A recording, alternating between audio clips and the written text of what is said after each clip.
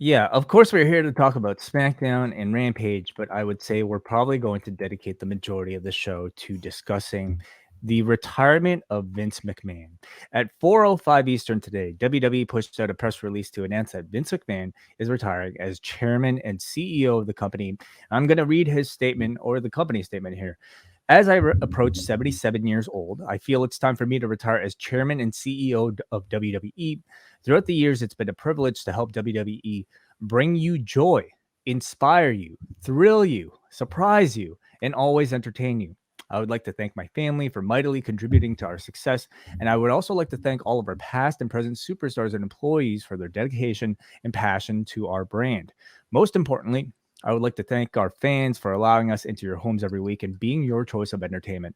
I hold the deepest appreciation and admiration for our generations of fans all over the world who have liked, currently like, and sometimes even love our form of sports entertainment. Our global audience can take comfort in knowing WWE will continue to entertain you with the same fervor, dedication, and passion as always. I'm extremely confident in the continued success of WWE, and I leave our company in the capable hands of an extraordinary group of superstars, employees, and executives. In particular, both chairwoman and co-CEO Stephanie McMahon and co-CEO Nick Khan. As the majority shareholder, I will continue to support WWE in any way I can. My personal thanks to our community and business partners, shareholders, and board of directors for their guidance and support through the years. Then, now, forever, together. And before I get to some of your thoughts, Kate, per PW Insider, Vince also issued an internal memo to WWE talent later on in the day. Who this is where I guess a much more casual version of maybe what we read above, as Vince writes, as I approach 77 years old, in brackets, OMG, am I really that old? I feel that is literally what it says here in this memo. I feel it's time for me to retire. I've thoroughly enjoyed sharing my passion, wisdom, and love of the business with you. No longer will you see the smiling, docile, level headed, calm presence at Gorilla every week. Your dedication to WWE will ensure that our company will continue to grow and prosper. Our organization is nothing without you. You're WWE's only natural resource, chosen to perform in front of a global audience. You are all WWE global ambassadors. Carry the WWE flag wherever you go, wave it high and proud, and bust your ass to be all you can be as a person and as a performer. One other thing, I won't be with you, but I'll be watching. Remember to keep your hands up, grab a hold, and sell. By the way, SmackDown airs live tonight at 8 Eastern, 7 Central on Fox. Vince. So two versions of a Vince statement, one publicly as a part of the PR of the company, and one believed to be internal, but perhaps with the line at the end here, knowing that it would eventually get spread to the public anyway. Kate, some of your initial reaction to that. Oh my God. Well, look, and there's a lot of WWE fans. Like Vince has been there their whole life. Like they don't know wrestling without Vince McMahon. They don't know. They certainly don't know WWE or WWF without Vince McMahon. There's a lot of fans who don't even recall wrestling before the Mr. McMahon character. Um, Now, I think that my first reaction to this, after particularly after hearing how he dealt with the first round of accusations when he did the appearance on SmackDown and walked back to Gorilla and seemed completely untroubled, my very first reaction was, okay, what's coming? Because the two reporters um, who did the piece for the Wall Street Journal, they did say, and Way, you and I were doing the news together when they had this interview where they said, yes, there is more coming. It's not going to be another gigantic payout, but the fact is that more revelations. There are a lot worse things that could come out than uh, than news of another payout. Uh, I did see I saw a lot of people saying the same thing, and it certainly, I mean, there's a number of things that could be going on here, but Vince McMahon does not strike me as the kind of person who would willingly just fade away, and certainly not given the attitude that he's taken about what's happened so far. So if I'm Well, if I'm part of that company, I'm going to be on tenterhooks for a little while, trying to figure out what is really going on here. And look, it's a massive change, and we'll see what the effect is ultimately on WWE programming. There's a whole series of interesting announcements that go along with this. I Yeah, I think this is an an interesting step in the evolution of WWE. We'll see. We'll see what it means. Certainly, I think that if he is stepping aside, given how important he's been to the company, I'm very suspicious of what we're going to see next. That the board would be willing to let him step back, Mm. like unless they thought that there was something bad that was about to happen. Yeah. I was in the middle of installing some shelving in my baby's nursery when all this stuff was taking place, and this is, of course, what feels like at this point a bit of a resolution to this, weeks long story. And let's, bring up the names of the Wall Street Journal reporters. They are Joe Palazzo and Ted Mann, two names that can potentially, be have a tremendous impact on the Hmm. world of professional wrestling. Yep. This move has to be a direct result of their research and their stories, and they're looking into all of this stuff that has come out already and may come out again in the future. um we, I think, all wondered if this could be an end result. Of course, the first time the story came out, you see the reaction of Vince McMahon, and his was very much one of defiance. Hmm. I'm going to show my face on TV. I'm going to show my face every single week on TV at these UFC events. I'm going to let people know that I don't care about this, and that I'm going to, they're going to try to take me down. I'm going to stand in front of them and tell them I'm not going anywhere. The second story comes out, and it was a very different um, reaction, I should say, Hmm. from Vince. Even though publicly it did not make as many rounds in the mainstream, it seems like Vince at least reacted to it very differently. We have not seen him on TV since. We saw the weird ass speech from Titus O'Neil as a surrogate God. for Vince on Monday. And here, Oh, sorry. and here, I mean, the biggest decision of all here, announcing his retirement and stepping down both as CEO and chairman, and also Brandon Thurston, among other reporters, confirming that he as well will be stepping down as head of creative, which is the only position he was continuing right now. Of course, this news being released at 4:05 p.m. Eastern time after the markets have closed for the weekend, so we've yet to see the impact of it, but uh, uh, plenty of reaction, I'm sure, to come on Monday when those open as well.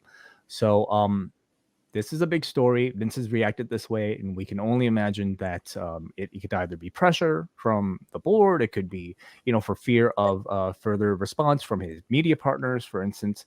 But this seems to be the direction. But um, I some think that. please Sorry. go ahead, Kate. I think the other thing is, what we don't know is there is this internal legal investigation going on, particularly having to do with whether or not he may have misappropriated funds in terms of monies that he paid out to one of the women who he had an affair with. I think that that to me is that may be more indicative of what's going on here, because that actually has legal ramifications, and that is something where I could see the board simply telling him, you have to, there is some evidence of malfeasance and you have to go because of it. Of course, when Vince McMahon leaves, we have talked for years what the succession plan will be. And today, at least, in the immediate aftermath of Vince's removal, comes in this press release the announcement of Stephanie McMahon moving into a permanent co-CEO position, along with co-CEO now Nick Khan, as well as Stephanie McMahon named seemingly permanent chairwoman. This also comes with earlier today a press release from the WWE stating that Paul Levesque, Triple H, has effective immediately returned full time, resuming his executive position as EVP of Talent Relations.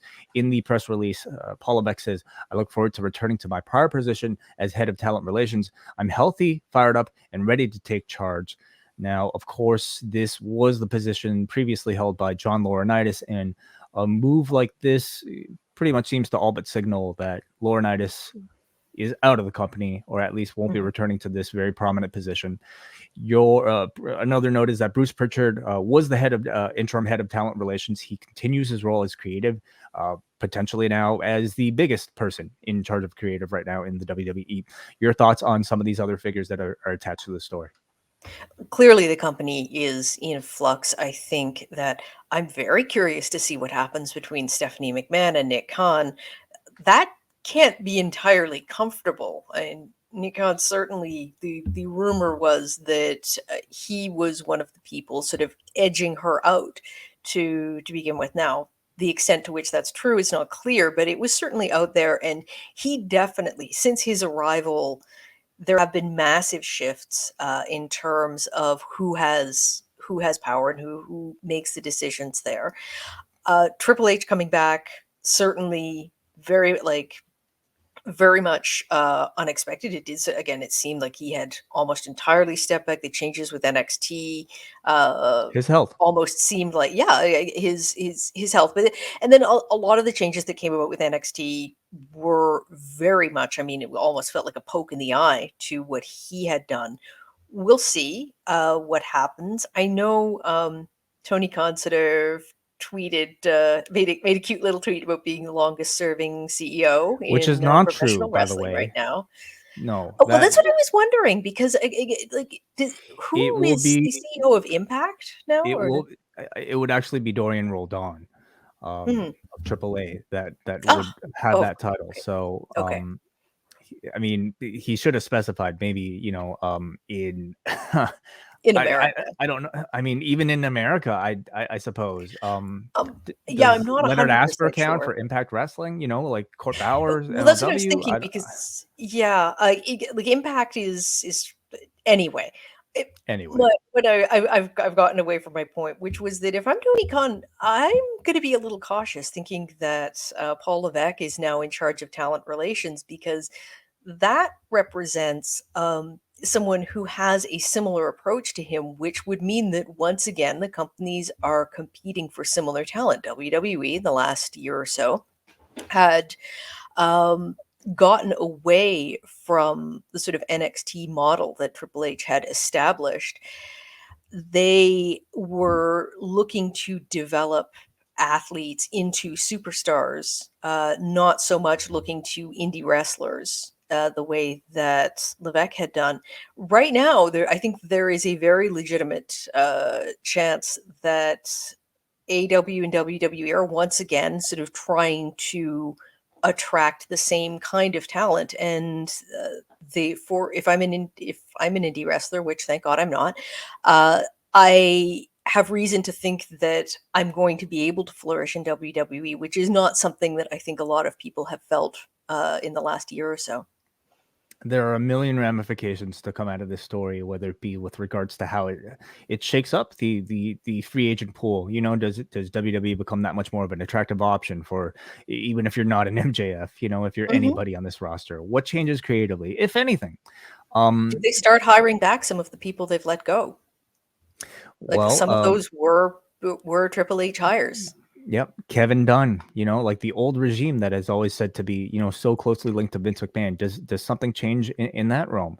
Mhm. Of course, the stock responding to the removal of Vince McMahon for I think the longest time, greatest protection he had, with him being a part of this position is how he's essentially the Steve Jobs to Apple of this particular company, and with his Mhm. removal, relatively suddenly, I would say. Oh, At least when you look at the scope of this entire story happening within the span of what, like a month or so, mhm.